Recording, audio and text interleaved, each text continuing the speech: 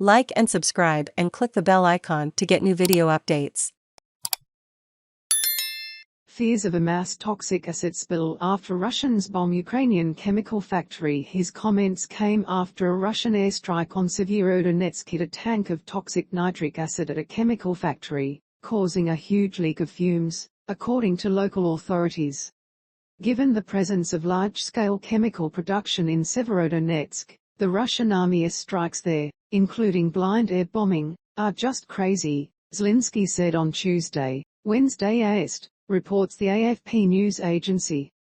But on the 97th day of such a war, it is no longer surprising that for the Russian military, for Russian commanders, for Russian soldiers, any madness is absolutely acceptable. Serhiy Haidai, governor of the Luhansk region, posted a picture of a big cloud hanging over Severodonetsk and urged residents to stay inside and wear gas masks or improvised ones. Haidai said later on Tuesday that most of Sievierodonetsk was under Russian control, though he added that fierce fighting continued and the city wasn't surrounded. Sievierodonetsk is important to Russian efforts to capture the Donbas before more Western arms arrive to bolster Ukraine's defense.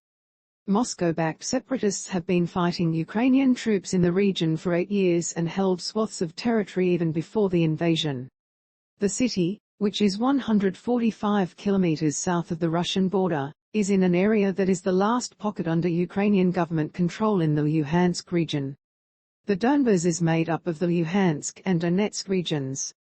Meanwhile, Ukrainian officials have given an update on investigations into suspected Russian war criminals. Ukraine's prosecutor general, Iryna Venediktova, said that her office has already opened some 15,000 criminal investigations related to the war and identified more than 500 suspects, including Russian ministers, military commanders and propagandists.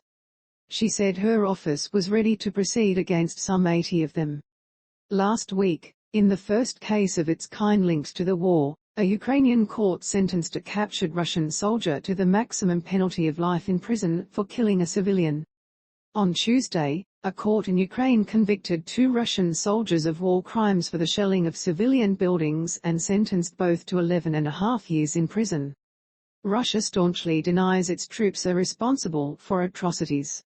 The Defense Ministry said earlier this month that not a single civilian has faced any violent action by the Russian military.